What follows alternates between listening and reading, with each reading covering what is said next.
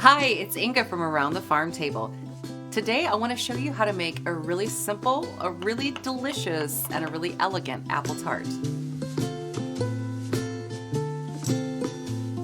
The first thing we're going to do is prepare the crust.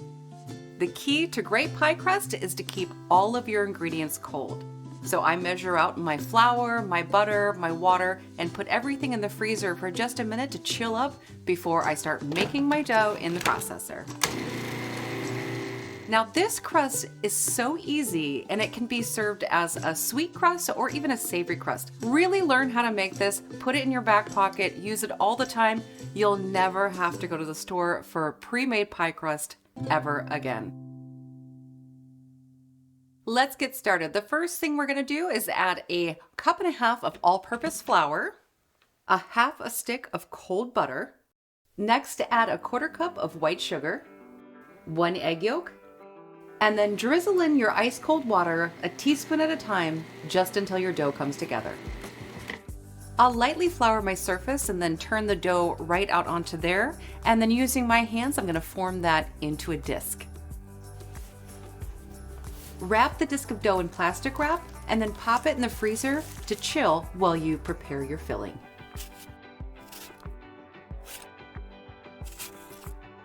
The first step in the filling, you're going to want to peel your apples. For this recipe, you'll need 3 to 4 apples depending on the size. Go ahead and core them. I find using a melon baller makes really quick work of coring the apples.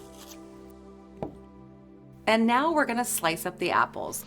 I like to slice my apples as thin as possible. It just helps create a really beautiful design and the apples all cook evenly and perfect. Toss the apple slices with 1 tablespoon of lemon juice. Set the apples aside, and now it's time to roll out our dough. Roll out your dough into a circle. You can use your rolling pin to place the dough into your tart shell.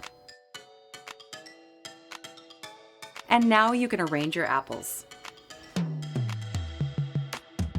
Now I'm going to make the topping. It's also very simple.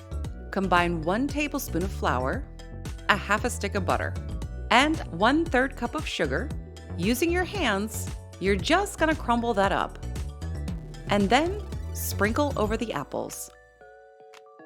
Put the tart into the oven at 375 for about 35 minutes until the apples are cooked through and the top is a nice golden brown.